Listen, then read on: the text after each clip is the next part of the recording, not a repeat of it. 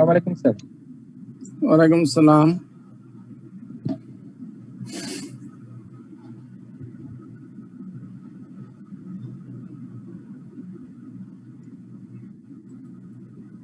আসসালামু আলাইকুম স্যার। ওয়ালাইকুম আসসালাম ওয়া রাহমাতুল্লাহি ওয়া বারাকাতুহু। আসসালামু আলাইকুম। জি ওয়ালাইকুম আসসালাম। স্যার কেমন আছেন? জি আল্লাহ পাক রাখছে, শুকর আলহামদুলিল্লাহ। আলহামদুলিল্লাহ। সবাই ভালো আছেন? জি আলহামদুলিল্লাহ স্যার।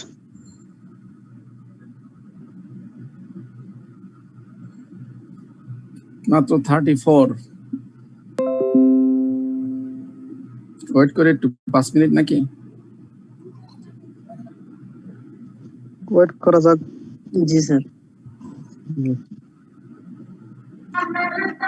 এখন থেকে যে চ্যাপ্টারগুলো আমরা করব প্রত্যেকটা চ্যাপ্টারই ইম্পর্টেন্ট, ভেরি মাচ ইম্পর্টেন্ট, এবং প্রত্যেকটা চ্যাপ্টার থেকে অঙ্ক আসে। তো এখন যদি আমরা সময় মতন সবাই পার্টিসিপেট না করি সেক্ষেত্রে আমাদেরই লস হবে। আজকের ক্লাসটা যেহেতু একটা ছিল, আজকে একটু পরে শুরু করা যায় তো, একবারে স্যার মাগরিবের নামাজের পরে। আজকে যেহেতু স্যার একটা এক্সট্রা ক্লাস, মানে মাগরিবের নামাজের পরে একবারে শুরু করা যায় তো আর কি, উইদাউট ইন্টারাপশন। এখন এক্সট্রা ক্লাসটা নিয়েছি এই জন্য যে সামনেতে না, আমি বলতেছিলাম নিছেন স্যার, ঠিক আছে, মানে আমরা যখন যে সময়টা শুরু করতেছি একটু পরে আবার দেখবেন এই ব্রেক সেই ব্রেক, মানুষ তো লেট করে, তো এটা আর কি বলছেন, মানে আর একটু পরে যদি শুরু করতে তাহলে একবারে ইন্টারাপশন ছাড়াই হয়ে যেত আর কি ক্লাসটা।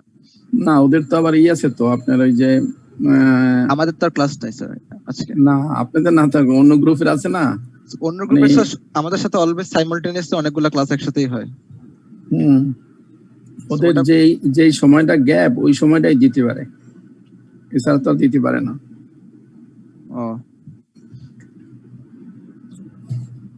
মানে আপনার এটা হলো 5টা থেকে 6:30, 6:45 থেকে 8:15, আবার 8:30 থেকে 3টা স্ল্যাবে, তো 3 স্ল্যাবে অন্য 2 স্ল্যাবে ক্লাস থাকলে তো আর পারে না। আচ্ছা জি sir.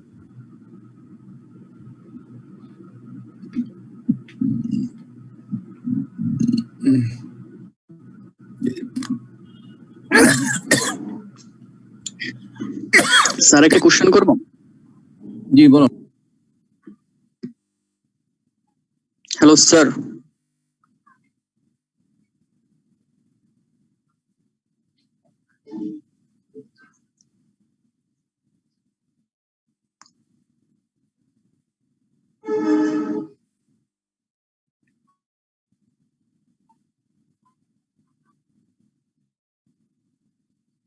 Hello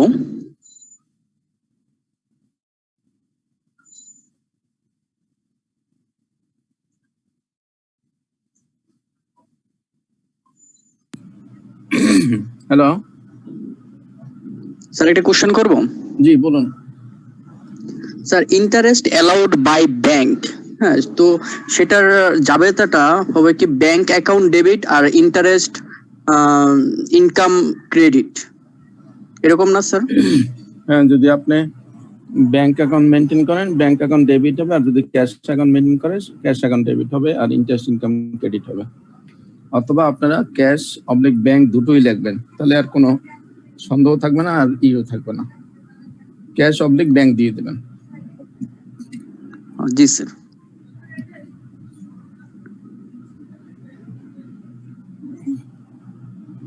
sir cash received from Kamal, তো সেটার জাবেদাটা কি হবে? ক্যাশ রিসিভ ফ্রম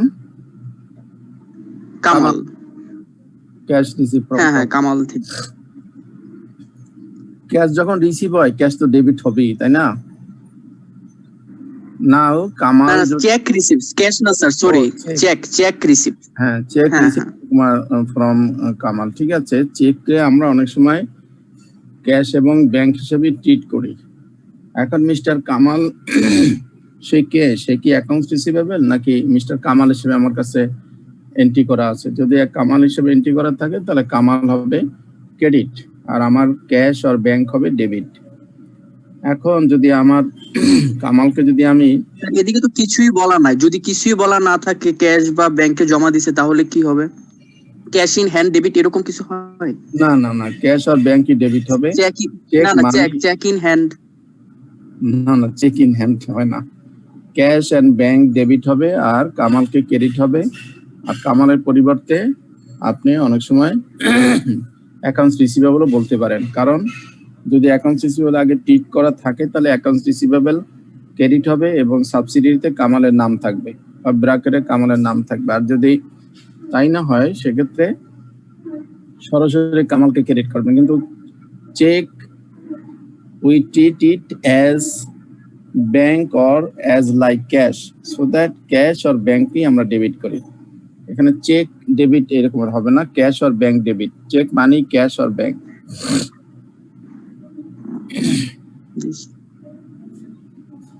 আমরা কি শুরু করব নাকি? স্যার, এদিকে তো শুধু যদি আমি ব্যাংক দেই তাহলে কি হবে এটা? হ্যাঁ, শুধু ব্যাংক হ্যাঁ হ্যাঁ হবে, হবে না কেন? আমি তো বারবারই বলতেছি যে আপনি ব্যাংকের অবলিক দিয়ে যদি ক্যাশ দেখেন তাহলে তো আপনার কোনো সমস্যা নাই। তাহলে আমরা ক্যাশ অবলিক ব্যাংক দিলে কনফিউশন আর থাকলো না, তো আমরা কনফিউশন রাখবো কেন? ক্যাশ অবলিক ব্যাংক যদি দেই তাহলে আমার কোনো কনফিউশনই থাকবে না। ব্যাংক দিলে আমার কনফিউশন থাকবে, ক্যাশ দিলে আমার কনফিউশন থাকবে, তো dরকার কি? ক্যাশ অবলিক ব্যাংক দুটোই থাকলো। সো দ্যাট যিনি খাতা দেখ, জি তার মানে কি এমনটা হয় না যে value coming is debit to value going out is credit, এমনটা কি হয়?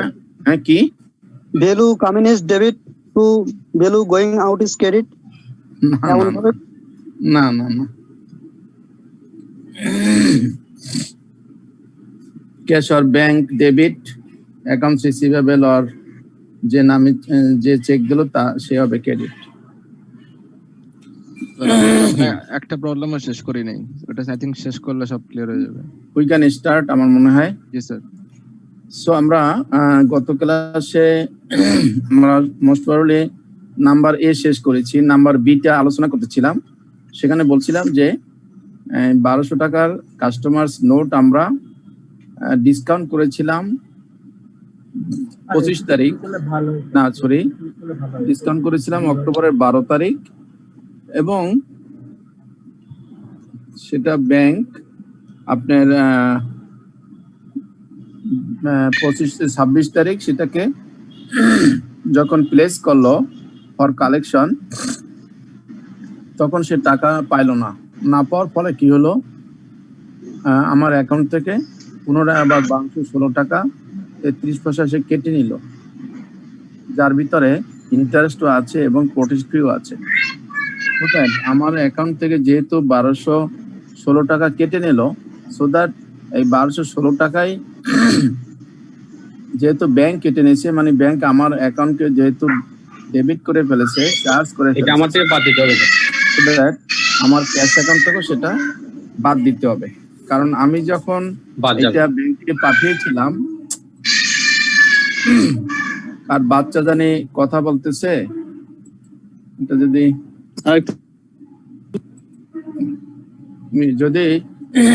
ব্যাংক যেহেতু পুরোটাই আমাকে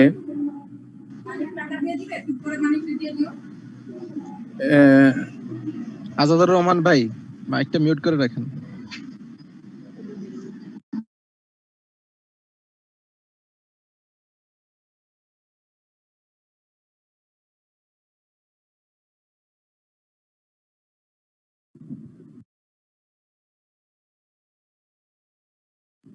স্যার আপনার মাইকটা মিউট করা আছে।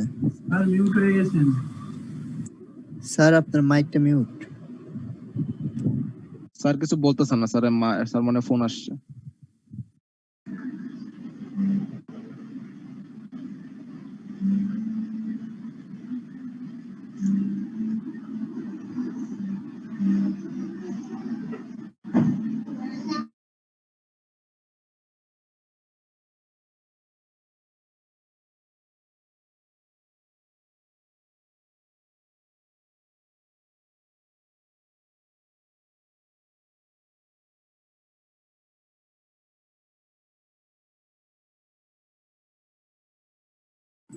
জি হ্যালো।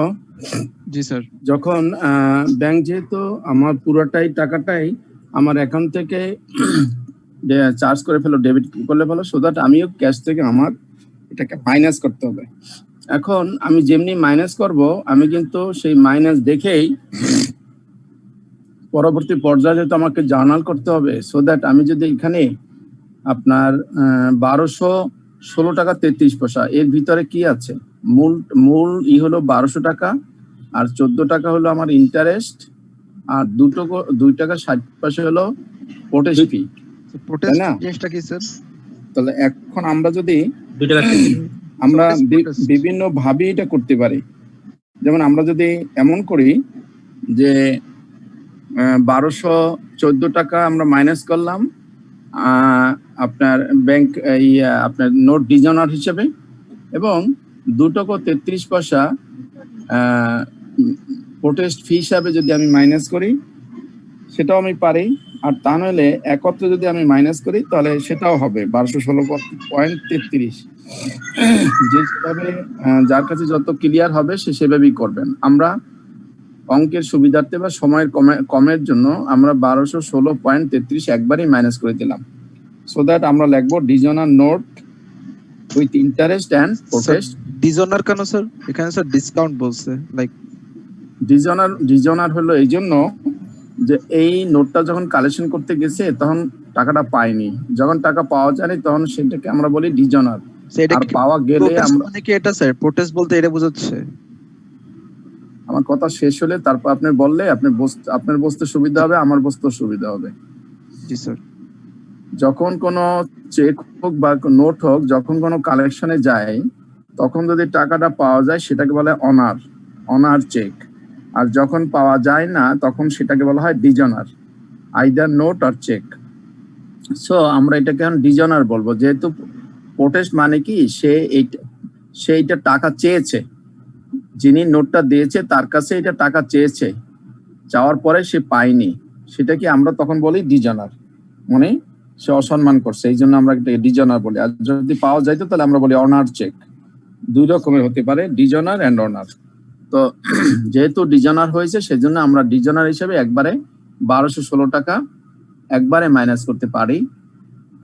এই যে দেখেন আমরা করেছি যে ডিজনার নোট এখানে with interest and protest fee.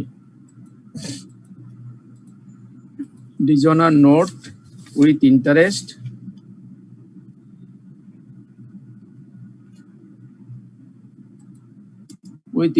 and protest fee.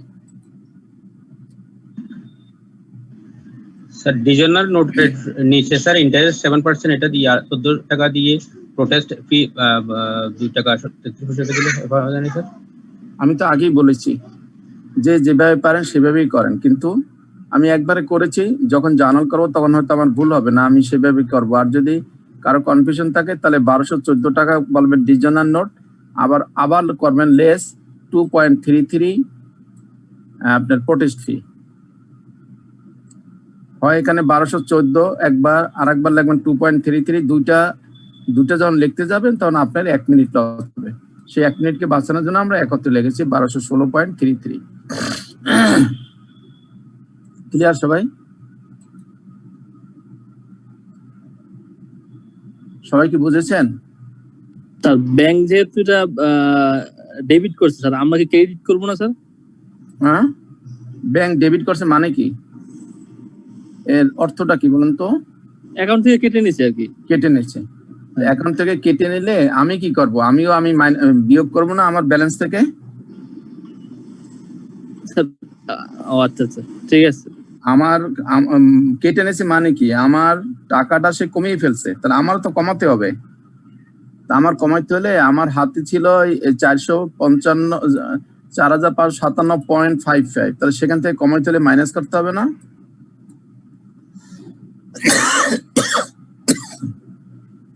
Bank minus করছে, আমাকেও মাইনাস করতে হবে।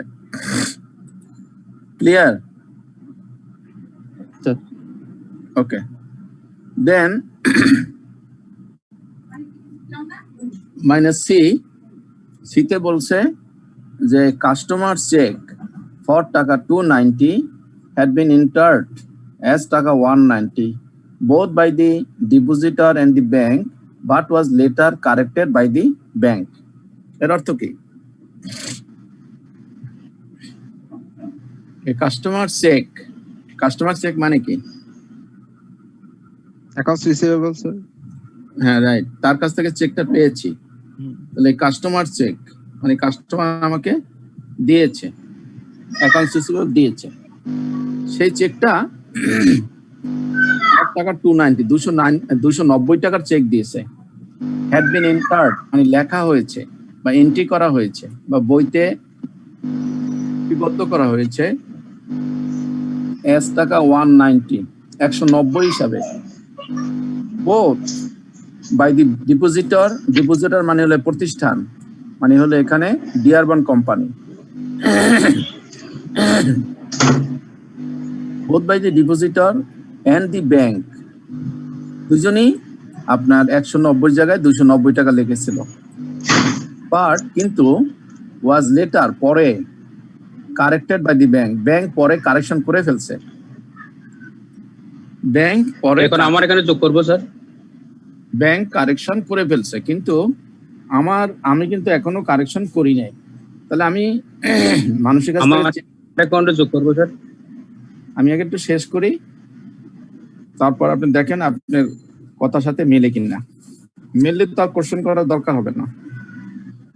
তো যেহেতু 290 টাকার চেক আমি লিখেছি 190 টাকা, চেক মানে কি একটু আগে বলেছি, চেক পাওয়া মানে হলো আমার ক্যাশ বৃদ্ধি পাওয়া, ক্যাশ আর ব্যাংক বৃদ্ধি পাওয়া, তাহলে ক্যাশ এবং ব্যাংক বৃদ্ধি পাওয়া বা জমা, মূল কথা হলো আমার টাকা জমা হিসাবে যদি আমি চিন্তা করি, তাহলে 290 টাকা আমার জমা করার কথা ছিল, সেখানে আমি জমা করেছি 190 টাকা, তার মানে আমি কত টাকা কম বা বেশি জমা করেছি?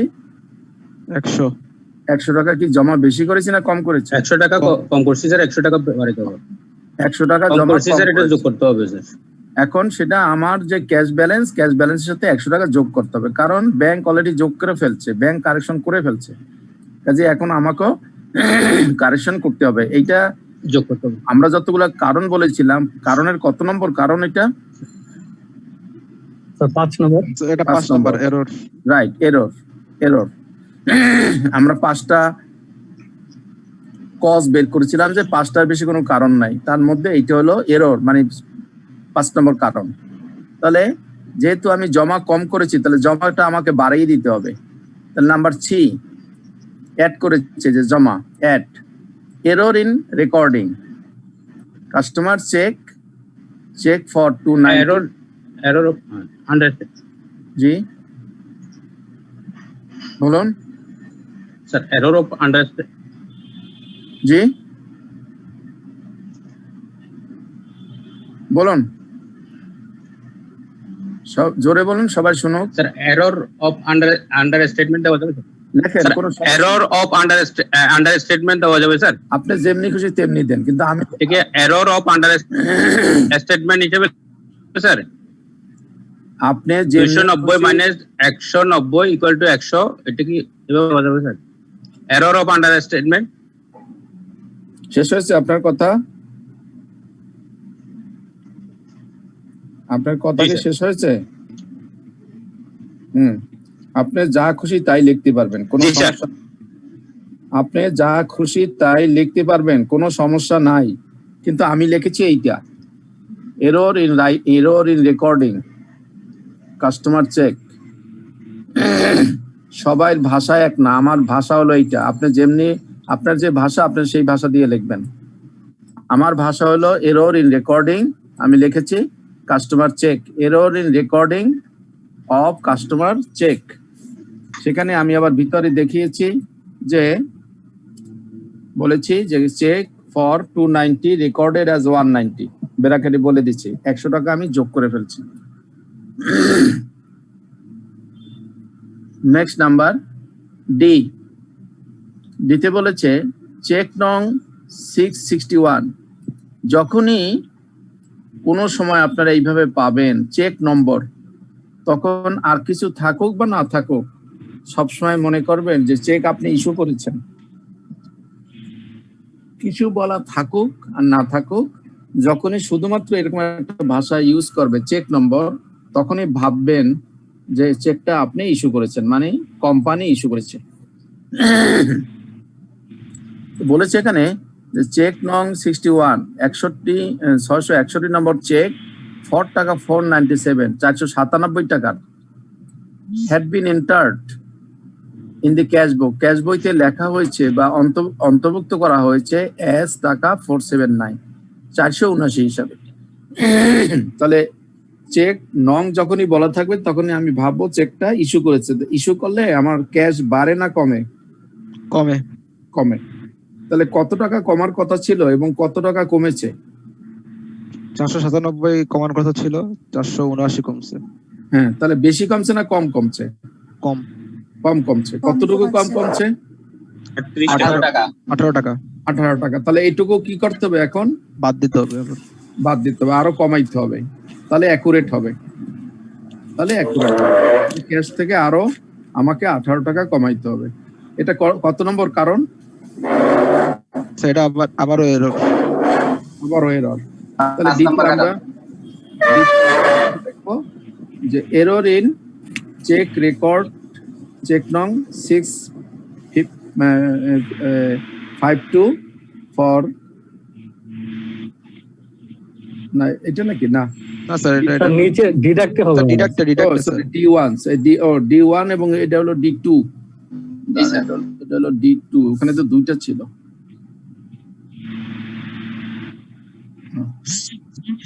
এটা হলো D2। ওকে, D1 এ লিখছি error in cheque record cheque নং 661 for 497 entered as 479, that means 18 টাকা। তাহলে 18 টাকা আমি লেস করে দিলাম। 18 টাকা আমি লেস করে দিলাম।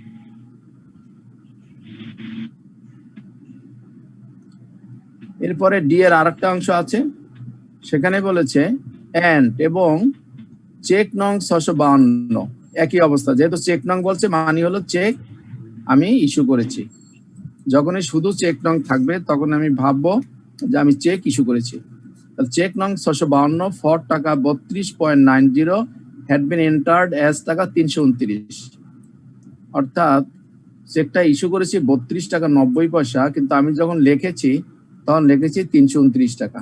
কাজে আমি যখন চেক ইস্যু করেছি তার মানে আমি ক্যাশ মাইনাস করেছি। ক্যাশ মাইনাস করার কথা ছিল 329 টাকা, সেখানে আমি ক্যাশ মাইনাস করেছি 32 টাকা 90 পয়সা, মানে কম মাইনাস করেছি। না স্যার বেশি মাইনাস করছে স্যার। ও আচ্ছা, বেশি মাইনাস করেছি। 329 টাকা লিখেছি, লেখার কথা ছিল 32 টাকা 90 পয়সা। তাহলে এটা থেকে যদি আমি এটা মাইনাস করি তাহলে কত টাকা হয়? 296.1 93 টাকা 10 পয়সা। রাইট, অতটুকু তাহলে আমাকে এখন বাড়াইতে হবে, যেহেতু আমি বেশি মাইনাস করে ফেলছি ভুলে। কাজে অতটুকু আমার এখন বাড়াতে হবে, সেটুকুই আমি বাড়াবো। তাহলে বাড়া মানে অ্যাড, এই যে অ্যাড ডি এর 2 নম্বরটা error in cheque record cheque নং 652 ফর 32.90 এন্টার্ড অ্যাজ 392 মাইনাস, এখানে আমি মাইনাস করে দেখিয়ে দিলাম 296 টাকা 10 পয়সা। এখানে যদি আমি এটা লাগে না, ইন চেক রেকর্ড চেক নং এত,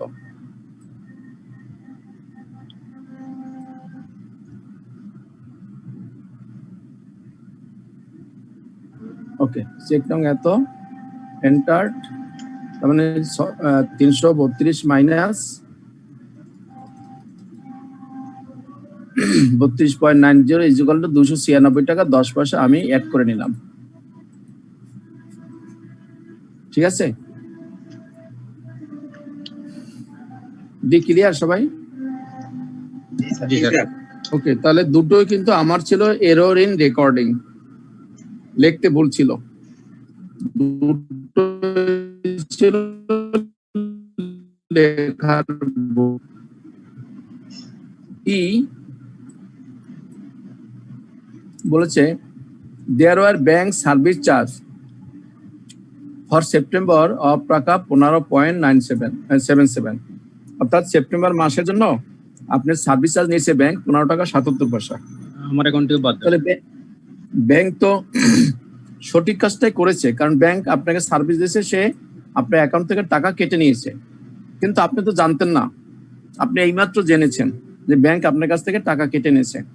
সেজন্য আপনাকেও এখন আপনার ক্যাশ থেকে 15 টাকা 77 পয়সা মাইনাস করতে হবে, তাহলে ব্যাংকের সাথে মিলবে না। তাহলে সার্ভিস চার্জ হিসেবে আপনাকে মাইনাস করতে হবে, মানে লেস করতে হবে বা ডিডাক্ট করতে হবে। এই যে ডিডাক্ট হলো ব্যাংক সার্ভিস চার্জ 15.77 ডিডাক্ট করলাম আমরা 15 টাকা 77 পয়সা।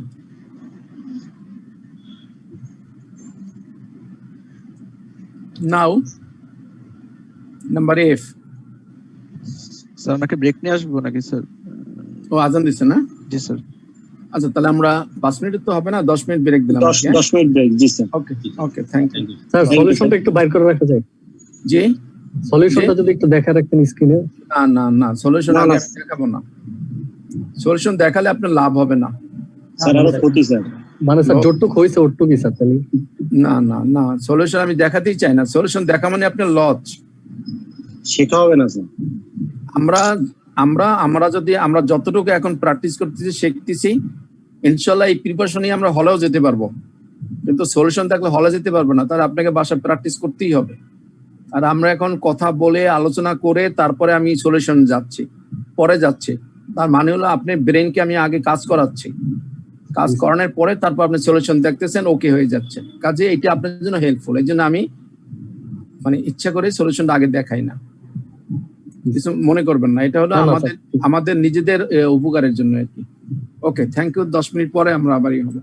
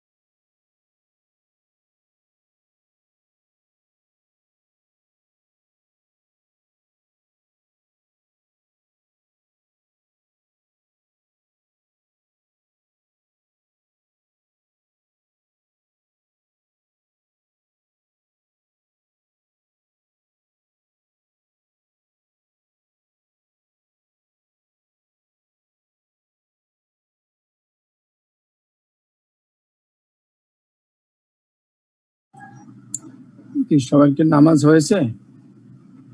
জি স্যার, স্যার শুরু করতে পারেন। জি স্যার, নামাজ শেষ স্যার। জি, তাহলে আমরা শুরু করি আবার। তো আমরা ডি শেষ হয়েছে, ইতে বলেছিলাম যে ব্যাংক সার্ভিস চার্জ কেটে নিয়েছে, তাহলে আমরা এটা হয়ে গেছে 15 টাকা 17 পয়সা আমরা কি করেছি, ক্যাশ থেকে মাইনাস করেছি। Number F, A bank memo stated that, bank memo আমরা আগে বলেছি যে মেমো দুই রকমের হতে পারে, ডেবিট মেমো হতে পারে, ক্রেডিট মেমো হতে পারে। এখানে বলে না ডেবিট কি credit. A bank memo stated that Mr. South's note for taka 500 and interest of taka 25 had been collected on October 29, and the bank had made a charge of taka 5 on the collection.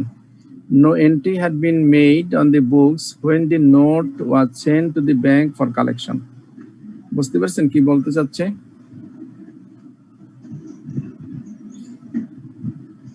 সবাইকে বুঝতে পেরেছেন এখানে অর্থটা কি কি বলছে sir বলেন? Credit নোটটা কি স্যার? অফিস কোনো এন্ট্রি দেয় নাই। এটা ব্যাংকে কালেক্ট করছে স্যার। বলছে যে a bank memo stated that mister South's note, মানে মিস্টার সাউথের একটা নোট ছিল ফর টাকা 500 এন্ড ইন্টারেস্ট অফ টাকা 25, মানে 525 টাকা ছিল নোট আর ইন্টারেস্ট ছিল 25 টাকা। 525 টাকা had been collected on October 29, had been collected আমরা তো করতেছি আপনার অক্টোবর 31 তারিখে, তাই না? সো দ্যাট 29 তারিখ সে কালেকশন করেছে ব্যাংক একটা নোটের মাধ্যমে, একটা নোট ব্যাংকে জমা দিয়েছিল। সে ব্যাংক 500 টাকা প্রিন্সিপাল এবং 25 টাকা ইন্টারেস্ট সে কালেক্ট করেছে, 5 টাকা চার্জ। ক্রেডিট মেমো নাম। and the bank had made a charge of টাকা 5, এবং এই যে 525 টাকা কালেকশন করেছে সেখানে ব্যাংক 5 টাকা চার্জ নিয়েছে অন দি কালেকশনের চার্জ নিয়েছে। ব্রাকেটে বলছে no entry had been made on the বুকসে কোনো এন্ট্রি করা হয়নি when the note was sent to the bank for collection, ব্যাংকে যখন এই নোটটা কালেকশনের জন্য পাঠিয়েছিল তখন আমার বইতে কোনো এন্ট্রি করা হয় নাই। এবার কি করতে হবে বলেন তো? স্যার ক্যাশ বুকে অ্যাড করতে হবে আর কি। স্যার 520 টাকা অ্যাড করতে হবে। আমার অ্যাকাউন্টে যোগ করতে হবে। 525 টাকা অ্যাড হবে আর 5 টাকা বাদ ডিডাক্ট হবে। তার মানে হলো ব্যাংক সে আদায় করেছে আমি নোটটা জমা দিয়েছিলাম, কিন্তু আমি যখন জমা দিয়েছি তখন আমি আমার ক্যাশ বইতে যোগ করি নাই, যোগ না করে আমি ব্যাংকে পাঠিয়েছিলাম। তো ব্যাংক কালেকশন করে ফেলছে, করে আমার অ্যাকাউন্টে জমা দিচ্ছে। ব্যাংকের কোনো ভুল নাই, কারেকশন নাই, ব্যাংক ঠিক কাজটাই করেছে। কিন্তু আমি যখন ব্যাংকে পাঠিয়েছিলাম উচিত ছিল তখনই আমার ক্যাশ বইতে যোগ করে নেওয়া, কিন্তু আমি যোগ করি নাই, সেই কথাটাই বলে দিচ্ছে। কাজে আমার এখন যোগ করতে হবে। তাহলে কত টাকা যোগ করব? আমার আদায় হয়েছে 525 টাকা আর আমাকে কেটে নিয়েছে 5 টাকা। তাহলে আমি 525 টাকা আমি যোগ করব আর 5 টাকা আমি মাইনাস করব। এটা স্যার 5 টাকা আলাদাভাবে যাবে স্যার। 5 টাকা হলো ব্যাংক চার্জ আর 500 এটা আলাদাভাবে দেখাবো না স্যার মাইনাসটা? আলাদাভাবেও দেখানো যায়, একত্রেও দেখানো যায়, যেভাবেই দেখান। এফ নাম্বারে 520 টাকা অ্যাড করে দেয় একবারে, সবভাবেই করা যাবে। আমি তো বলতেই আছি, আমার কথা শেষ হওয়ার আগে যেহেতু আপনারা বলে ফেলেন, সেই জন্য তো আর আমার কথাটা বুঝতে পারতেছেন না। 525 টাকা আদায় হয়েছে, 5 টাকা কেটে নিয়েছে, মানে মূল কথা হলো আমার অ্যাকাউন্টে 525 টাকা জমা হয়েছে আর 5 টাকা কেটে নিয়েছে, তাহলে নেট অফ যদি করি তাহলে 520 টাকা আমার টোটাল জমা হয়েছে। অথবা মূল কথা হলো 525 টাকা আমাকে ক্রেডিট করেছে, 5 টাকা আমাকে ডেবিট করেছে। আমিও ঠিক ক্যাশ বইতে 525 টাকা যোগ করতে পারি, 5 টাকা মাইনাস করতে পারি, অথবা একবারে আমি 520 টাকাও আমার ক্যাশ বইতে প্লাস করতে পারি, যোগ করতে পারি। যে যেভাবে করবেন সেটাই হবে, যার জন্য যেভাবে বুঝতে সহজ সে সেভাবেই করবেন। আমি বলে দেবো আর সেইভাবেই করতে হবে তা না। আপনি এখানে যদি মনে করেন যে না আমি 525 টাকা আমার জমা হয়েছে, 525 টাকা আমি অ্যাড করবো, 5 টাকা কেটে নিয়েছে, 5 টাকা মাইনাস করবো, সেভাবেও পারেন। আর তা নাহলে 525 মাইনাস 5 সমান 520 টাকা একবারও আপনি যোগ করে নিতে পারেন। যেভাবে করবেন সেভাবেই হবে। আমরা এখানে কি করেছি, এই যে আমরা একবারে 520 টাকা যোগ করে নিয়েছি, অর্থাৎ কালেকশন অফ এমস house note by bank not yet recorded 525 less collection charge 5 টাকা, 520 টাকা আমি একবারে যোগ করে নিয়েছি, এখানে ভিতরে আমি রেখে দিয়েছি। এখন আপনি ইচ্ছে করলে এখানে 525 টাকা যোগ করতে পারেন, এখানে ইচ্ছে করলে 5 টাকা মাইনাস করতে পারেন, যে যেভাবে পারেন, যে যেভাবে বোঝেন, কোনো সমস্যা নেই।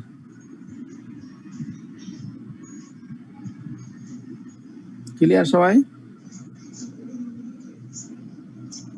সবাই ক্লিয়ার? ক্লিয়ার জি স্যার। স্যার।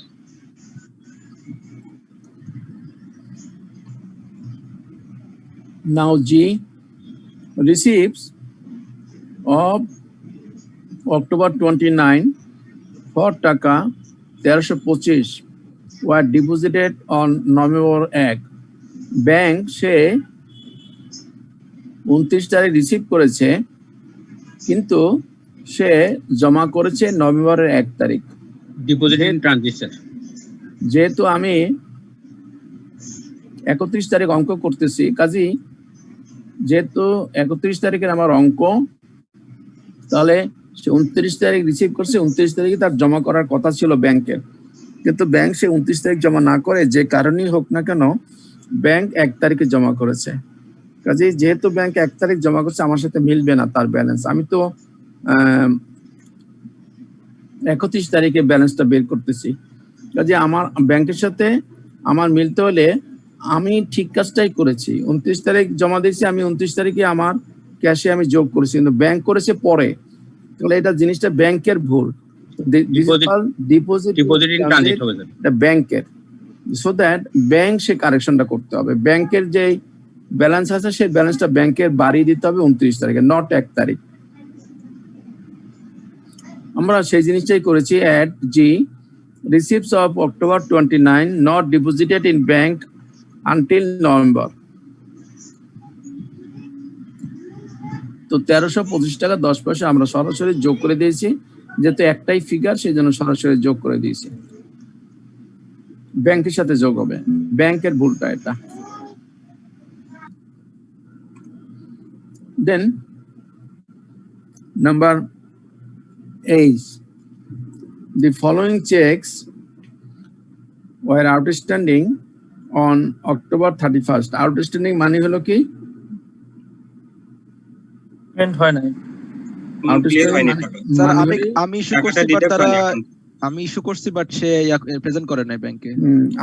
আমি পার্টিকে ইস্যু করেছি, কিন্তু পার্টি চেক নিয়ে এখনো ব্যাংকে যায়নি। দ্যাট মিন্স এটাকে কি বলছি, শর্টলি কল্ড আউটস্ট্যান্ডিং চেক। হ্যাঁ, outstanding cheque, shortly called outstanding cheque. তাহলে সবসময় মনে রাখবেন, আউটস্ট্যান্ডিং চেক সবসময় ব্যাংক থেকে মাইনাস হবে। কারণ আমি যখনই চেক ইস্যু করেছি, আমি ক্যাশ মাইনাস করেছি। আমি ঠিক কাজটাই করেছি, আমার ভুল হয়নি। কিন্তু যেহেতু ব্যাংক মাইনাস করে নাই, কেমনি ব্যাংক মাইনাস করবে? ব্যাংকে তো চেকটা নিয়ে এসে যায় নাই, যেহেতু যায় নাই সেই জন্য সে মাইনাস করতে পারে নাই, গেছে পরে, অথবা এখনো যায়ই নাই সে। তাহলে যেহেতু যায়নি, চেকগুলো এখনো পথে আছে, সেই জন্য আমরা এগুলোকে বলি আউটস্ট্যান্ডিং চেক, এবং outstanding cheque always will be deducted from bank balance. তাহলে আমরা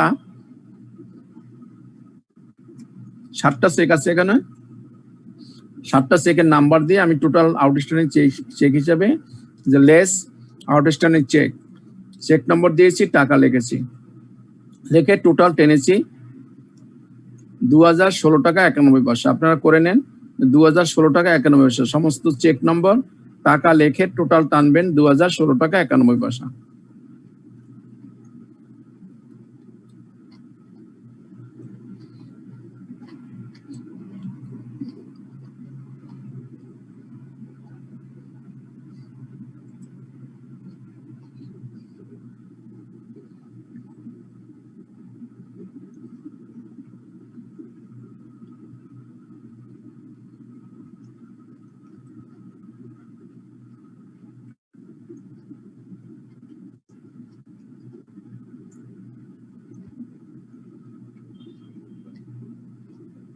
হয়েছে সবাই?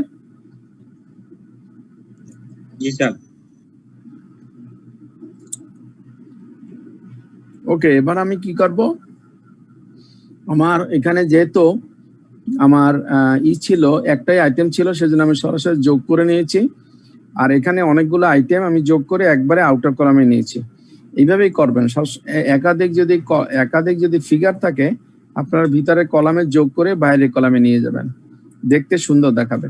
তাহলে আমরা যোগ করে নামিয়েছি 5,617 টাকা, সেখান থেকে আমি লেস করেছি 2016 টাকা 91 পয়সা। যে ফিগারটা পেয়েছি এটা কি বলা হয় কারেক্টেড ব্যাংক ব্যালেন্স।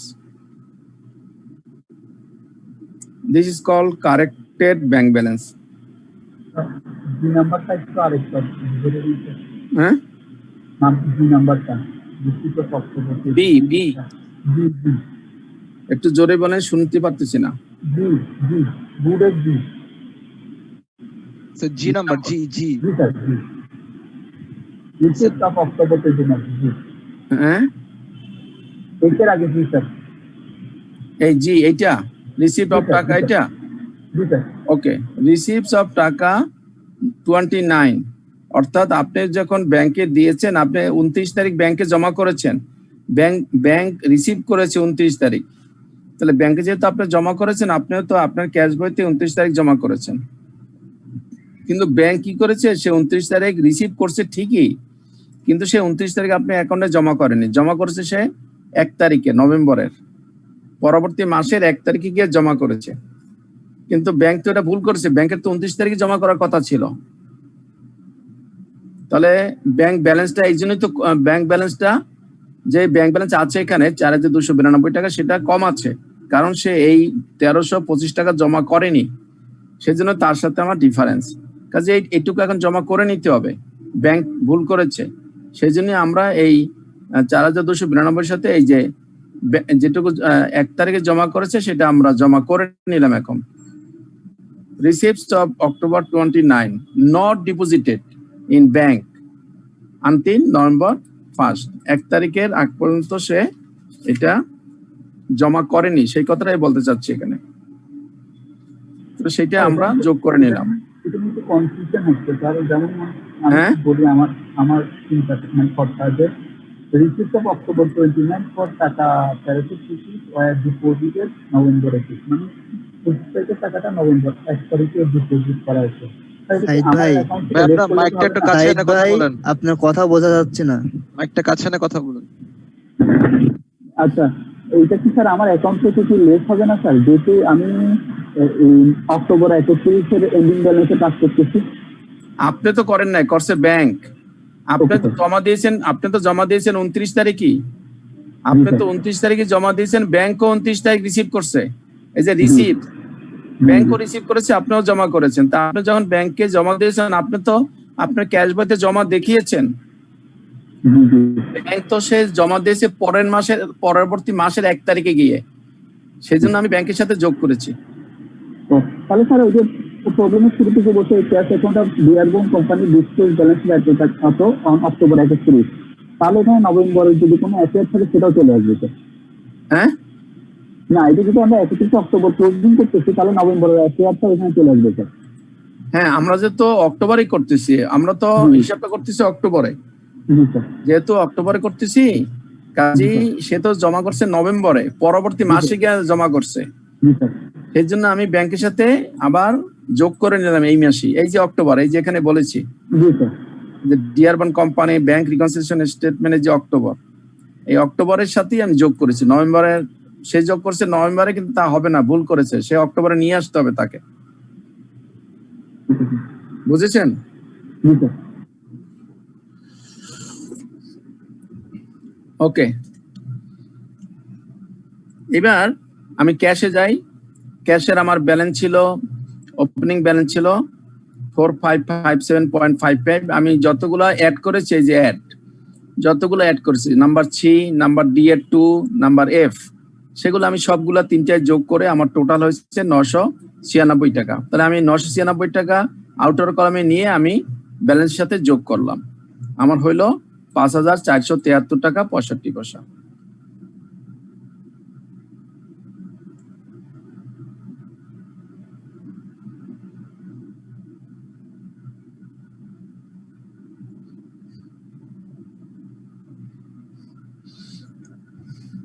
দেন আমি লেস করলাম বা ডিডাক্ট করলাম, যেগুলো লেস করলাম বা ডিডাক্ট করলাম, number A, number B, number D1, number E, এখানেও চারটা ফিগার যোগ করে আমার টোটাল হয়েছে 1873 টাকা 30 পয়সা।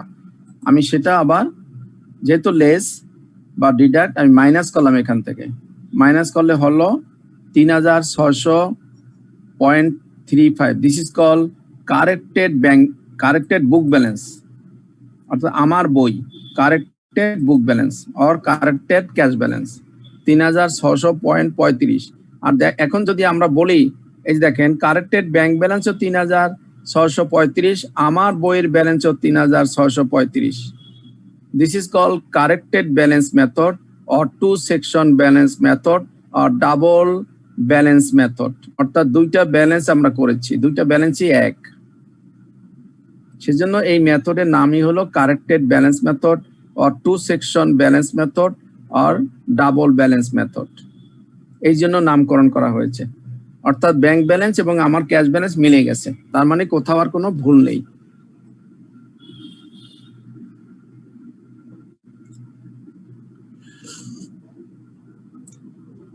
সবাইকে ক্লিয়ার?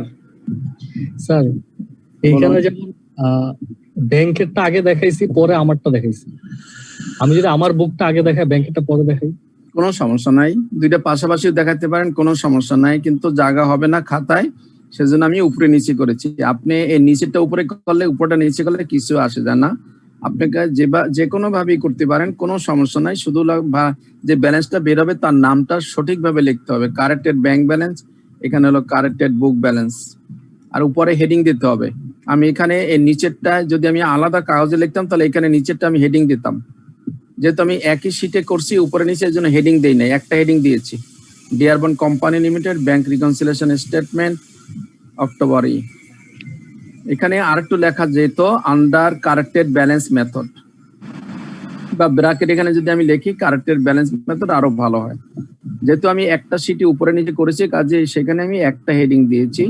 আপনারা যদি দুইটা কাগজে এক খাতায় 2 পেজে লেখেন, তাহলে আপনারা হেডিং 2 জায়গায় লিখে নিতে হবে, যদি ফুল মার্কটা ক্যারি করতে হয়। এবং খেয়াল করবেন আমার ব্যাংক ব্যালেন্সও যা হয়েছে, আমার ক্যাশ ব্যালেন্সও তাই হয়েছে।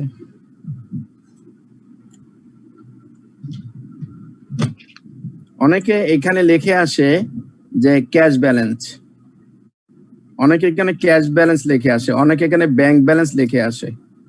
যারা এখানে ব্যাংক ব্যালেন্স লিখে আসে তাদের কনসেপ্ট ক্লিয়ার না, সেজন্য আমরা এখানের 1 আর এখানের 1 2 মার্ক কেটে দেই, কারণ সে সঠিক কথাটা বলেনি। It is not the bank balance, it is not the cash balance, it is corrected cash balance আর বুক ব্যালেন্স। আমি কারেকশন করেছি, it is corrected bank balance, not bank balance.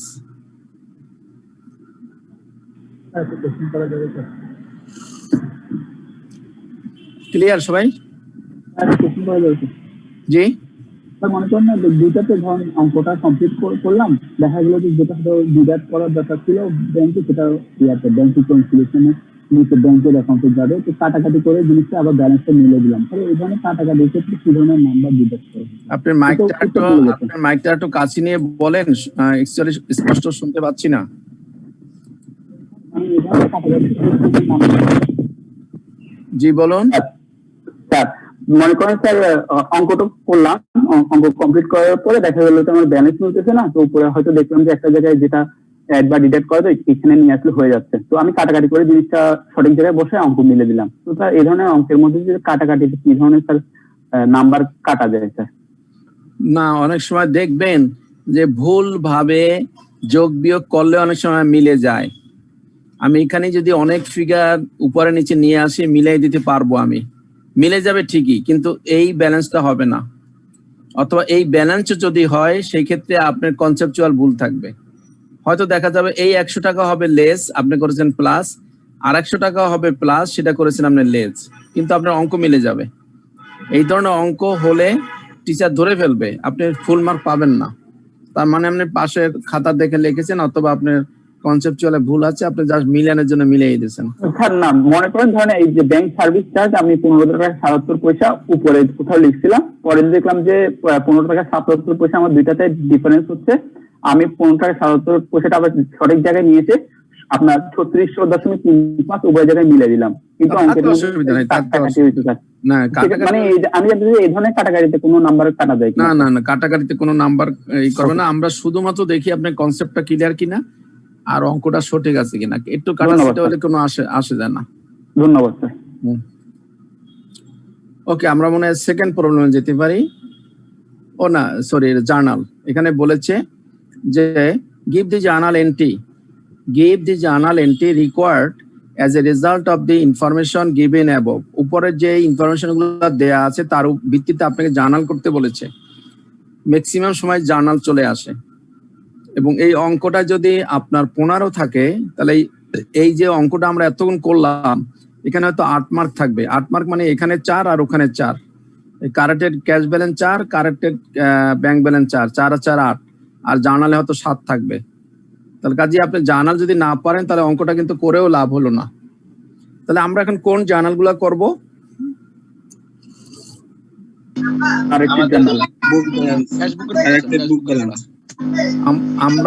আমরা কোন বইটা দেখে দেখে জার্নাল করব?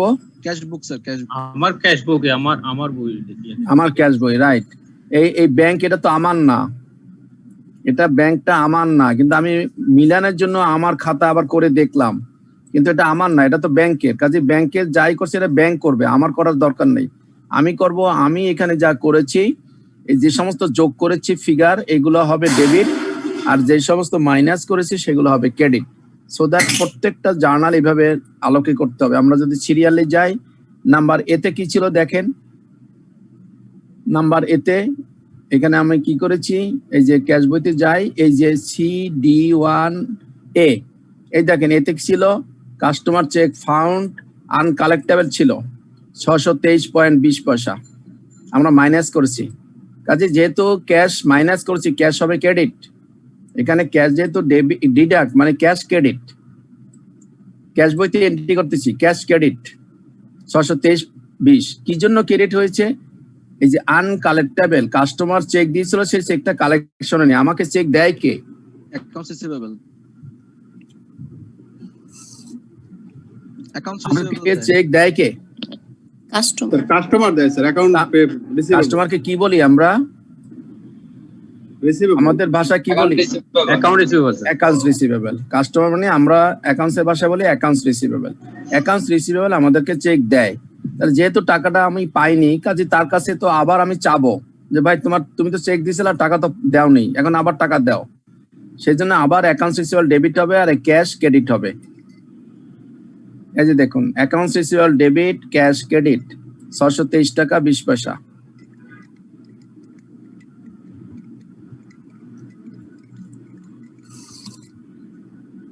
স্যার আমি যে জার্নালি করি না কেন নিচে এক্সপ্লেনেশন তো দিতেই হবে, নয়তো মার্কস তো কাটা যাবে না স্যার। মাস্ট একদম। আপনার এগুলো তো একদম প্রথম 2 নম্বর বা 3 নম্বর সেশনের ক্লাসের কথা, এই জন্য আমি বারবার এক কথা আর বলতেছি না, এক্সপ্লেনেশন তো দিতেই হবে। এটা এক্সপ্রেশন কি আমরা to record the customer cheque dishonour cheque or to record the uncollectible cheque শেষ to record the dishonour cheque or to record the uncollectible cheque এক কথায় বলে দেবেন এরপরে দেখুন বি এরপরে এখানে কি আছে বি বি আছে দেখেন সি আছে এখানে কাজে বি আছে এখানে বিও একই অবস্থা dishonour note with interest of টাকা এত আমাকে নোট দিছিল কে নোটটা কি রিসিভেবল ছিল না নোটটা পেয়াবল ছিল নোট রিসিভেবল কাস্টমার দিয়েছিল নোট রিসিভেবল ছিল নট পেয়াবল নোট আমি দেই নাই আমি পেয়েছি নোটটা আমি পেয়েছি তার মানে নোট রিসিভেবল তাহলে নোট রিসিভেবল এখন কিন্তু টাকাটা পাওয়া যায়নি তো একই অবস্থা যখন নোট হোক আর আপনার চেক হোক যখনই পাওয়া যাবে না যে আমাকে দিয়েছিল তাকে আবার আমি ডেবিট করব জি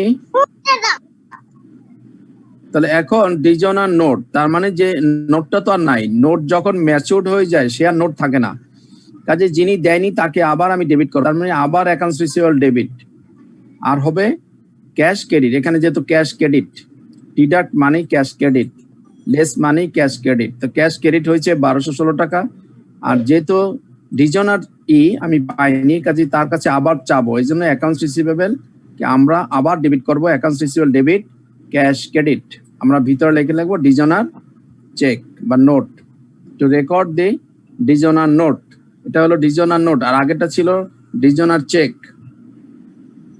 প্রোটেস্ট ফি সহ না সব সহই আমি তার কাছে ক্লেম করব কারণ প্রোটেস্ট ফি ব্যাংক যেটা কেটে নিয়েছে সেটা তো আমার জন্য নেয়নি সেটা আপনি টাকা দেননি বিধায় ব্যাংক কেটে নিয়েছে অথবা টাকা যদি দিতেন তাহলে হয়তো এখন আর আপনার কাছে চাইতাম না ঠিক আছে টাকা কালেকশন হয়েছে আমার অ্যাকাউন্ট থেকে কেটে নিল কিন্তু টাকা তো কালেকশন হয়নি আপনার জন্য আমি কেন 2 টাকা লস দিতে যাব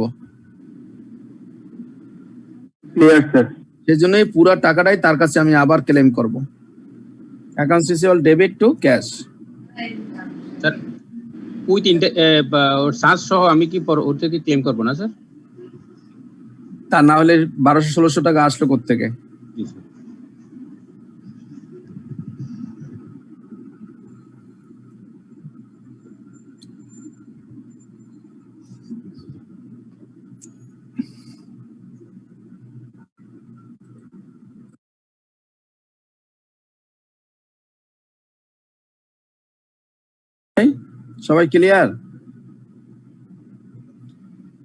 সবাই ক্লিয়ার বুঝতে পেরেছেন ক্লিয়ার স্যার জি স্যার ওকে তাহলে এ গেল বি গেল সি আছে কি দেখেন আমি শুধু ক্যাশ বইতেই তাকাচ্ছি এখানে সিরিয়ালে যে সি আছে এই জন্যই আমি এখানে 1 2 3 না লিখে আমি অ্যাডজাস্টমেন্টের নাম্বারটা লিখলে আমাকে জার্নাল করতে সুবিধা হবে এই যে আমি এখানে দেখে দেখে আমি এ বে করেছি দেখে দেখে আমি বি করেছি এখন দেখে দেখে আমি সি করতেছি এরর ইন রেকর্ডিং লিখতে ভুল করেছিল তাহলে লিখতে যখন ভুল করেছিল তাহলে তো আমাকে আবার ওইটার এন্ট্রি করতে হবে যেটুকু ভুল করেছি সেটুকুর এন্ট্রি করতে হবে 100 টাকা যোগ হয়েছে ক্যাশ ডেবিট হয়েছে অ্যাড মানি হলো এই যে অ্যাড করেছে মানি যোগ ক্যাশ ডেবিট হয়েছে 100 টাকা তাহলে ক্যাশ ডেবিট 100 আর ক্রেডিট কে আমি কি চেকটা এখানে পেয়েছিলাম না আমি দিয়েছিলাম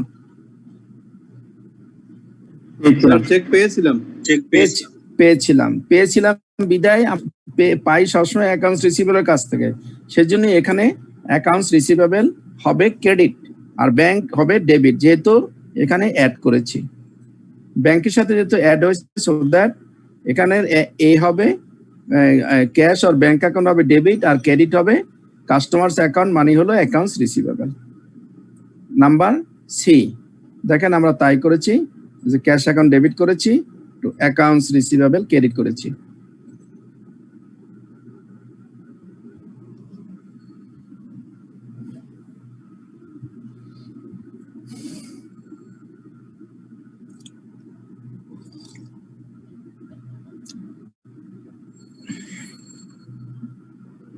নাম্বার ডি আর এক্সপ্লেনেশনটা কি হবে এটা হ্যাঁ এটা এক্সপ্লেনেশনটা to record the error in recording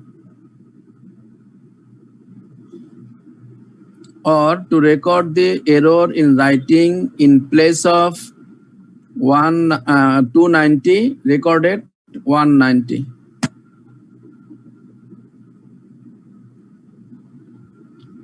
number D, D এর এখানে হলো 2, তাহলে 1 আছে কিনা আমি খুঁজবো, এখানে 1 আছে, কাজে 1এরটা আগেই করব।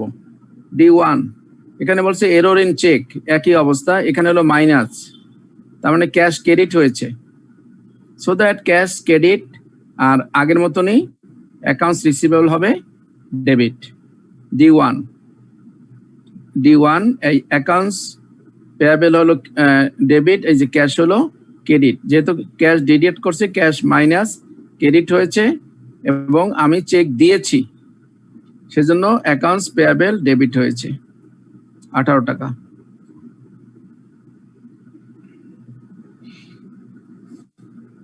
আমি যে চেক দিয়েছি কিভাবে বুঝলাম? আমি যে চেক দিয়েছি বুঝলাম কিভাবে? চেকের নাম্বার দেখে চেক নাম্বার Right. দেখে চেক নম্বর থাকলেই ভাববেন আমি চেক দিয়েছি। কোশ্চেনে কিছু এরকম ক্লিয়ার বলা থাকবে না, কিন্তু বলা থাকবে চেক নম্বর। চেক নম্বর অর্থ হলো আমি চেক দিয়েছি।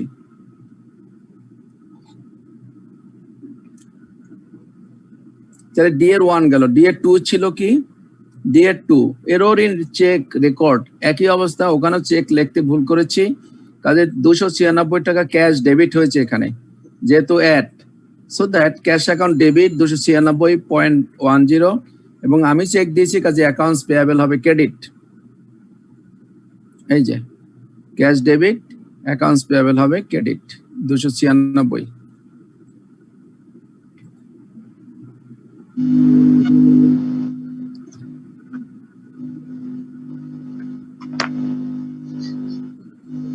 সবাই কি জানারগুলা বুঝতেছেন তো? না বুঝে লেখে কোনো লাভ হবে না।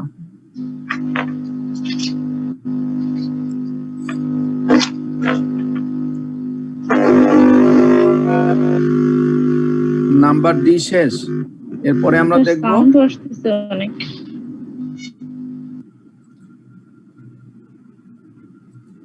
নাম্বার ডি শেষ, এবার আমরা দেখব কত?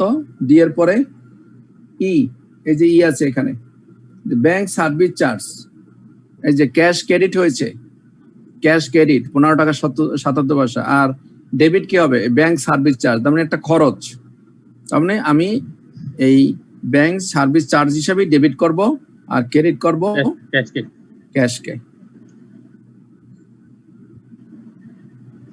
এখানে এন্ট্রি করা হয়নি, ই সি ডি ই, এটা কি ই ছিল নাকি? ব্যাংক সার্ভিস চার্জ, এটা D2 ছিল স্যার, এখানে ই হিসেবে এন্ট্রি হয়েছে স্যার। হ্যাঁ, এই এটা হলো ই, এই যে ই ব্যাংক সার্ভিস ই 15 টাকা 77 পয়সা। ওই যে জার্নালে স্যার এটা ইটা হচ্ছে D2টা আর কি স্যার। ও, এটা হচ্ছে ইটা D2, কিন্তু আমার 15 টাকা 77 পয়সা গেল কোথায়? এটা ভুল করেছি আর কি, ওইটা ভুলে এন্ট্রি করা হয়নি। ওকে, তাহলে এন্ট্রি করে নেন, ওটা ভুলে এন্ট্রি করা হয়নি আমার। এখানে যেহেতু ক্যাশ ক্রেডিট, ক্যাশ হবে ক্রেডিট আর ডেবিট হবে ব্যাংক সার্ভিস চার্জ 15 টাকা 77 পয়সা।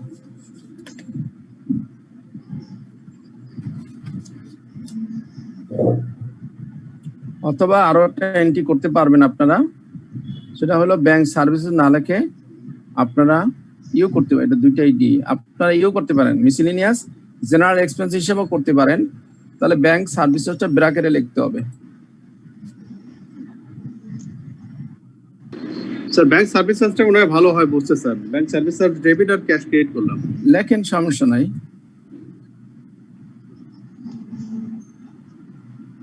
সমস্যা নাই।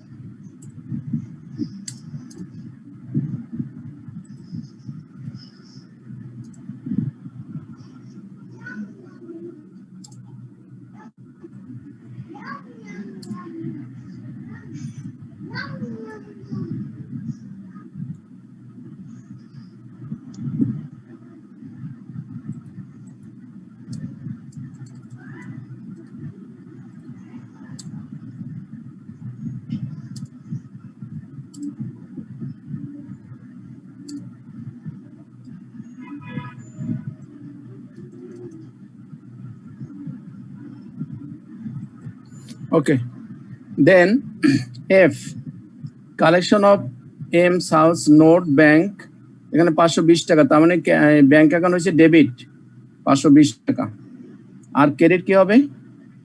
আমি একটা নোট পেয়েছিলাম, নোটটা আমার কি হয়েছে, কালেকশন হয়েছে না হয়নি? দেখি ডিজনার না অনার? ডিজনার। হ্যাঁ স্যার কালেক্টেড মানে কালেকশন হয়ে গেছে। অনার, এই যে লেখাই আছে, এই যে কালেকশন, তার মানে অনার। এই যে লেখা আছে এফ, লেখা আছে কালেকশন, তার মানে অনার হয়েছে। ক্যাশ ডেবিট, ক্যাশ ডেবিট হবে আর অ্যাকাউন্টস রিসিভেবল ক্রেডিট হবে। ক্যাশ ডেবিট হবে, অ্যাকাউন্টস রিসিভেবল ক্রেডিট হবে। সরি, অ্যাকাউন্টস রিসিভেবল না তো, নোট রিসিভেবল, তো নোট ছিল, নোট রিসিভেবল। এই যে দেখুন, ক্যাশ ডেবিট, যে নোট রিসিভেবল 500 টাকা, অ্যাকাউন্টস রিসিভেবল ক্যাশ ডেবিট হলো, নোট রিসিভেবল ক্রেডিট হলো 500 টাকা। এখন ওখানে আমি আরো পেয়েছি, কি পেয়েছিলাম এখানে, আমি আরো পেয়েছি ইন্টারেস্ট, 25 টাকা ইন্টারেস্ট পেয়েছি, আর 5 টাকা আমার কাটা গেছে ব্যাংক চার্জ। তাহলে ইন্টারেস্ট পেয়েছি 25 টাকা, ইন্টারেস্ট ইনকাম 25 টাকা, ব্যাংক চার্জ 5 টাকা, সেটুকু আপনাকে এন্ট্রি করতে হবে। এই যে মিসেলিনিয়াস জেনারেল এক্সপেন্স আর ব্যাংক চার্জ 5 টাকা ডেবিট, আর ওই যে ইন্টারেস্ট ইনকাম করেছি, ইন্টারেস্ট রেভিনিউ 25 টাকা, ইন্টারেস্ট রেভিনিউ আমার ক্রেডিট করেছি 25 টাকা। ক্লিয়ার? এটা এক্সপ্লেনেশন কি হবে স্যার? জি, এটা explanation. explanation to record the collection of note receivable, to record the note receivable collection or collection of note receivable.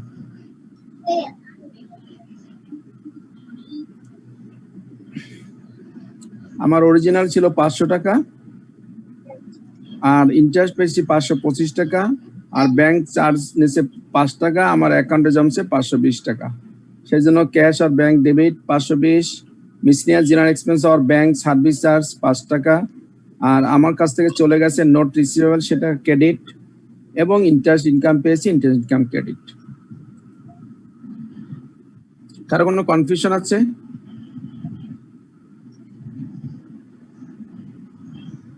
Sir bank service চার্জটা debit করলাম কেন? খরচ না এটা? জি স্যার, থ্যাংক ইউ স্যার। আমি বাদ দিচ্ছি না স্যার। জি স্যার, খরচ না, খরচ এই জন্য ডেবিট হয়েছে। আর আমি এখানে যখন এই চেক করেছি, এই যে এখানে, তখন আমি এই যে 500, আমি তো ওই জন্যই বলছিলাম যে তাহলে যদি আপনার কনফিউশন থাকে তাহলে এখানে আপনি 525 লেখেন, আর এইখানে আপনি আবার 5 টাকা লেখেন। আপনি যদি এখান থেকে বুঝতে অসুবিধা হয় তাহলে এখানে লেখেন 525 আর লেস দেন 5 টাকা, তাহলে আপনার জানাল সঠিক হয়ে যাবে। না, আমি এক্সপেন্স লিখে নাই স্যার, সরি, এক্সপেন্স থাকলে তো বুঝতে সুবিধা হতো। হ্যাঁ, ওকে। এইবার আমরা এফ পর্যন্ত গিয়েছি, এখন C D F B D E গেছি, আমার এখানে সব শেষ। এখন শুধুমাত্র ব্যাংকের দুটো ছিল, একটা ছিল জি এবং এইচ। জি নাম্বার দিয়ে লিখবো নো এন্ট্রি রিকোয়ার্ড, জি দিয়ে লিখবো নো এন্ট্রি রেকর্ড, এইচ দিয়ে লিখবো নো এন্ট্রি রেকর্ড। এটা হলো ব্যাংকের, সেজন্য আমি নো এন্ট্রি রেকর্ড লিখে দিচ্ছি। এই দুটা ব্যাংকের ছিল।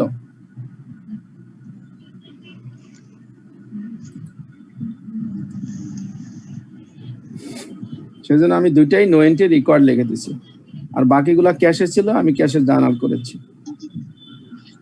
এবার বলেন কারো কোনো কোশ্চেন আছে কিনা, বা বোঝেন কেউ আছেন কিনা?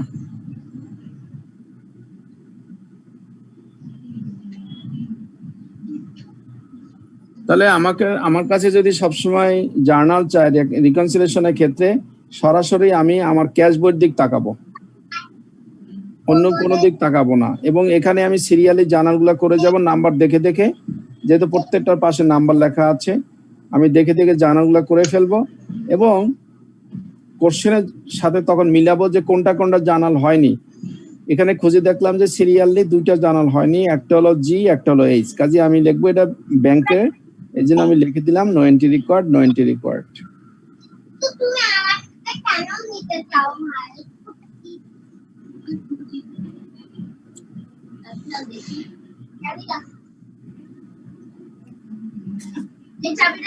তাহলে আমরা এখন সেকেন্ড প্রবলেমে যাচ্ছি। সেকেন্ড প্রবলেম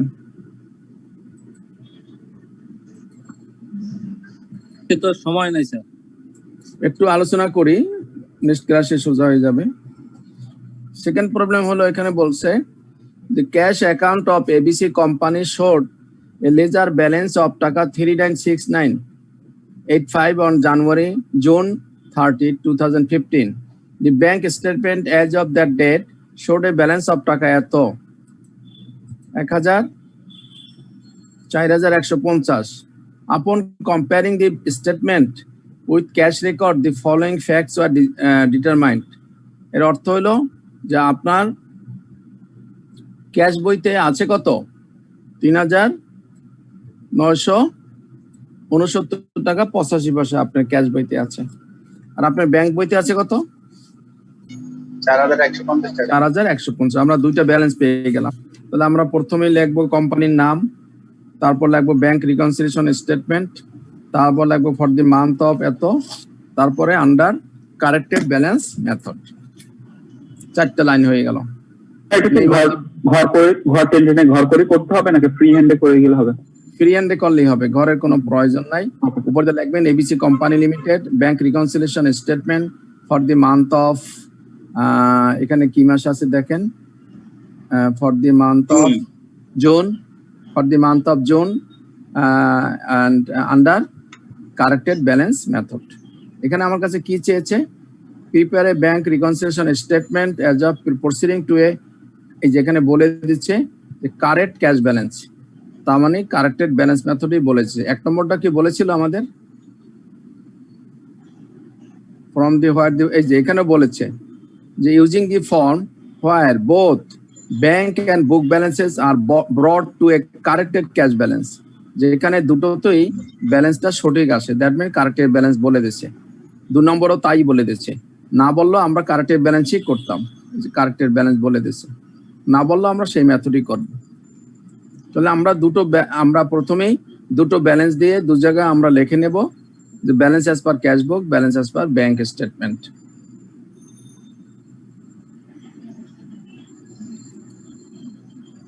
তারপর নাম্বার 1 এখানে বলছে there were bank receive service charge for June of টাকা 25, ব্যাংকের সার্ভিস চার্জ 25 টাকা কেটে নিচ্ছে, ব্যাংক সঠিক কাজটাই করেছে।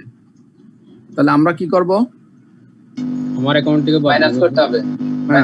আমার ক্যাশ বই থেকে লেস হবে বা মাইনাস হবে, আমার ক্যাশ বই থেকে লেস হবে বা মাইনাস হবে। আমরা আগে মাইনাস করে নেব 25 টাকা ব্যাংক সার্ভিস চার্জ হিসাবে ক্যাশ বই থেকে।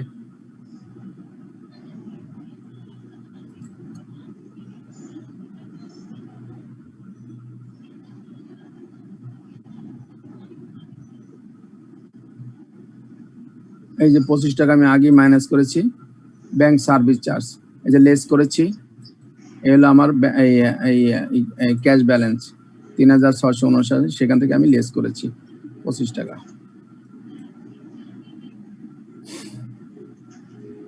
নাও নাম্বার 2। স্যার এইখানে দুইটা যোগ আপনি একসাথে দেখাইছেন, কিন্তু আমরা যদি একটা সিঙ্গেল লাইনে চেক করে যাই তাহলে একটা সিঙ্গেল দেখাইলে সমস্যা নাই, কোনো সমস্যা নাই। আমার আরেকটা আছে দেখে আমি এখানে যোগ করেছি, আপনি একবারে সরাসরি এখানে 25 লিখবেন, আবার আরেকটা আসলে সেখানে 5.50 লিখবেন। Number B2, a bank memo stated that XYZ's note for টাকা 1200 and interest of টাকা 36 has been collected on June 29, and the bank had made a charge of টাকা 550 on the collection. No entry had been made on the ABC book when XYZ's note was sent to the bank for collection. এটা কিন্তু আমরা করেছি already, তাই না? এর আগের অঙ্কে একটা ছিল সেম অ্যাডজাস্টমেন্ট। তাহলে কি হবে এখানে, ক্যাশ বুকে যোগ হবে স্যার, নোট কালেকশন ক্যাশ আমার যোগ করতে হবে স্যার ইন্টারেস্ট সহ, আর ওই যে 5.50টা বাদ দিতে হবে, মাইনাস করে ব্যাংক চার্জ বাদ দিতে হবে, চার্জটা বাদ দিতে হবে। স্যার ক্যাশে অ্যাড হবে 1236 আর ব্যাংক চার্জে লেস হবে স্যার বাকিটা। হ্যাঁ, ওই জন্যই আমি এখানে যেহেতু ওইটাতে আমি একবারে নেট অফ করেছিলাম, ওই 1 নম্বরটাতে নেট অফ করেছিলাম, এখানে নেট অফ না করে আমি আলাদা আবার দেখিয়েছি জার্নাল সোজা করার জন্য। এখানে এই জন্য এই 5 টাকা 50 পয়সা আবার ব্যাংক সার্ভিস চার্জের সাথে আমি অ্যাড করে দিচ্ছি। এখানে লিখেছি 1 + 2 লিখে আমি আগের ছিল 25, এখন হলো 5 টাকা, এই জন্য একবারে 30 টাকা 50 লেস করেছি। আর এই দেখেন নোট রিসিভেবল একবারে 1200 টাকার 36 টাকা আমি যোগ করেছি, 1236 টাকা। এখানে আমি এখান থেকে মাইনাস করে না, 1 নম্বর কোশ্চেনটা আমরা মাইনাস করে নেটটা দেখিয়েছিলাম, আর এবার একটু আলাদা করে দেখিয়েছি। কাজে যে যার জন্য যেভাবে সুবিধা বুঝতে সে সেভাবেই করবেন, কোনো সমস্যা নেই, কারণ জার্নাল কিন্তু আমরা এইভাবেই করব।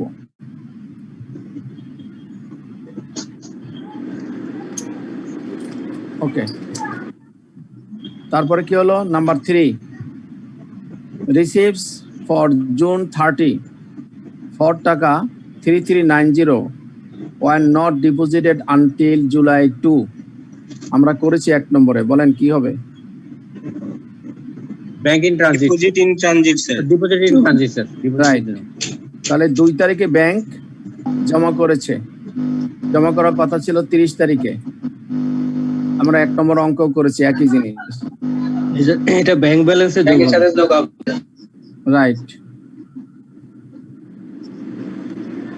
তাহলে ব্যাংক ব্যালেন্সে যে আমার ছিল 4150, তার সাথে আমি যোগ করেছি ডিপোজিট ইন ট্রানজিট, এই নামেই যোগ করেছি, এই যে 3390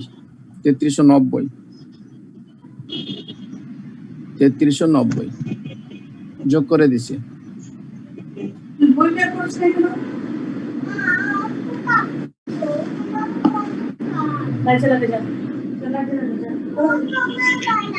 সোজা মনে হচ্ছে না এখন? হ্যাঁ স্যার, হ্যাঁ জি স্যার। এগুলা কিন্তু সবগুলাই কিন্তু আইসিএম এর কোশ্চেন থেকে কিন্তু নেওয়া হয়েছে, কাজে এর চেয়ে আর কঠিন কিছু আসবে না। হ্যাঁ, আমরা কিন্তু 1 নম্বরটা কোশ্চেনের ছিল, 1 নম্বরটা কোশ্চেন, এটা এখন যেটা করতেছি সেটাও কোশ্চেন, আর একটা অঙ্ক করবো সেটাও কোশ্চেন। কাজে এই 3টা যদি আপনি পারেন আইসিএম তে, আপনার আর ব্যাংক রিকনসিলিয়েশনে আর ঝামেলা হবার কথা না। উইদাউট এনি প্র্যাকটিস আপনি হলে গেলেও আপনার পারার কথা। Number 4, checks outstanding on June total টাকা 2136 টাকা 50 পয়সা। এখানে হলো এই ফিগারটা মনে হচ্ছে স্যার, জি 2136 টাকা 5 পয়সা না হলে এটা মিলে না। 2136 টাকা 5 পয়সা 05 কোথায় পেলেন আপনি? স্যার আমি করতে নিয়ে দেখলাম আর কি, যোগ বিয়োগ। এখানে 50 পয়সা আছে তো ভাই, এটা কোনো প্রবলেম না। ও 05 পয়সা, রাইট, এটা টাইপে ভুল হয়েছে, ঠিকই বলেছেন, থ্যাংক ইউ ভেরি মাচ। হ্যাঁ, তাহলে 2136 টাকা 5 পয়সা সে আউটস্ট্যান্ডিং ছিল চেক। তার মানে এখানে দেখেন, এখানে কিন্তু একটা কথায় বলে দিচ্ছে আমাদের জন্য, আমরা এইভাবেই লিখবো চেক আউটস্ট্যান্ডিং, কিন্তু 1 নম্বরে কিন্তু তা বলে নাই। 1 নম্বর কিন্তু এইভাবে বলেছে চেক আউটস্ট্যান্ডিং, এইভাবে বলেছে, একই জিনিস, ঠিক আছে, একই জিনিস। এখানে চেক নম্বর দিচ্ছে, টাকা দিচ্ছে, ওখানে শুধু একটা ফিগার বলে দিচ্ছে। আমরা কি করছি সলিউশনের সময় আমরা আউটস্ট্যান্ডিং লিখে কিন্তু সবগুলা যোগ করে এইটা নিয়েছি। এই 2 নম্বর অঙ্কে কিন্তু এই কথাটাই বলে দিচ্ছে, এই টোটালটা দিয়ে দিচ্ছে। আর 1 নম্বরে আমরা এখানে সব লিখে টোটালটা করে নিচ্ছি। This are difference. সো আমরা আউটস্ট্যান্ডিং চেক সবসময় ব্যাংকের সাথে এবং ডিপোজিট ইন ট্রানজিট সবসময় ব্যাংকের সাথে, এই দুটো সবসময় মনে রাখবেন। আউটস্ট্যান্ডিং চেক সবসময় ব্যাংকে মাইনাস হবে, ডিপোজিট ইন ট্রানজিট সবসময় ব্যাংকের সাথে যোগ হবে। তাহলে আর আপনার অঙ্ক চিন্তা করার সুযোগ। ব্যাংক রিকনসিলিয়েশন আপনাকে 10 মিনিটে করে ফেলতে হবে। 10 মিনিট থেকে 15 মিনিটে যদি করে ফেলতে পারেন তাহলে আপনি ভাববেন যে আপনি এবার পাস করে ফেলতে পারবেন। নাম্বার 5 প্লেস করতে হবে, কারণ চেক ইস্যু করেছি তো অ্যাকাউন্টস পেয়াবল কে দিয়েছি, কাজে আমি দিয়েছি 491। আমি যখন প্রথম এন্ট্রি করেছি ক্যাশে, তখন 419 টাকা লেস করেছি, আমাকে আরো লেস করতে হবে 491 মাইনাস 419 কত টাকা হয়?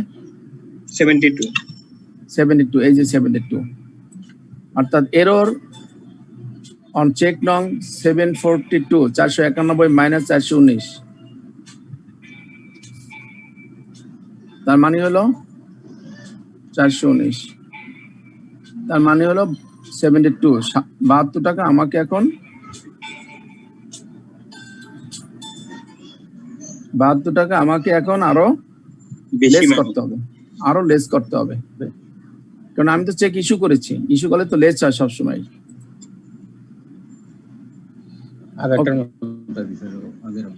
এরপরে কি করেছি, এন্ড চেক নং 747 in the amount of টাকা 58 টাকা 20 পয়সা had been entered as 582 টাকা, এখানে আবার বেশি লিখে ফেলছি, 582 টাকা বেশি লিখছি, তাহলে 582 টাকা লিখে ফেলছি, তাহলে 582 মাইনাস 58.20 এত টাকা বেশি লিখেছি, এত টাকা বেশি লেস করেছি, কাজে যেহেতু লেস বেশি করে ফেলছি, কাজে এখন যোগ করতে হবে, যোগ করলে আমার কারেকশনটা ঠিক হয়ে যাবে। তাহলে 582 মাইনাস 58 টাকা 20 কত টাকা হয়? 523 টাকা, 523 টাকা 523, এই যে 523 টাকা 80 পয়সা আমি আবার যোগ করলাম, আমার অ্যাকাউন্টে যোগ করব sir. Error on check number 747, 582 minus 58 টাকা 20 পয়সা, যেটুকু বেশি লেস করে বেশি আগেই লিখে ফেলছেন, 582 টাকা আগে লেস করেছিলাম, হবে 58 টাকা 20 পয়সা, সেজন্য আবার যোগ করে দিলাম 523 টাকা 80 পয়সা।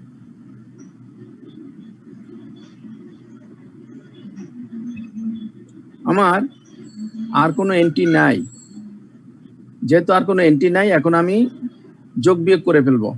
তাহলে যেহেতু আমার ব্যাংকে একটা একটা করে এন্ট্রি ছিল, deposit in transit and outstanding cheque, সেজন্য আমরা ইনার কলামে যাইনি, আমরা সব একত্রে যোগ বিয়োগ করে 5403, আমরা এখানে ব্র্যাকেট দিলাম না, এখানে যেহেতু লেস লিখেছি, একটা লেস লিখেছি, একটা অ্যাড করেছি, পরীক্ষার হলে লেস লিখলেও আপনি এখানে ব্র্যাকেট দিয়ে নেবেন, তাহলে আপনি ভুলে এটা অ্যাড করে ফেলবেন,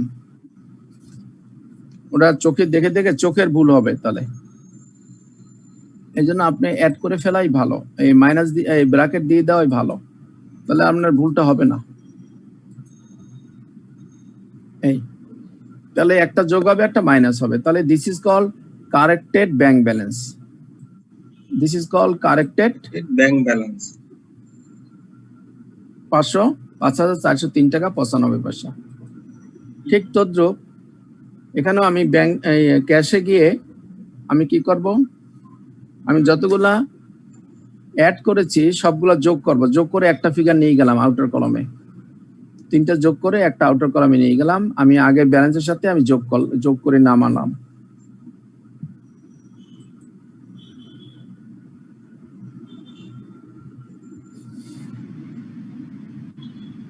তারপরে যেগুলো লেস করেছিলাম সেরকম আমার 3টা ফিগার আছে, লেসগুলো আমি যোগ করলাম।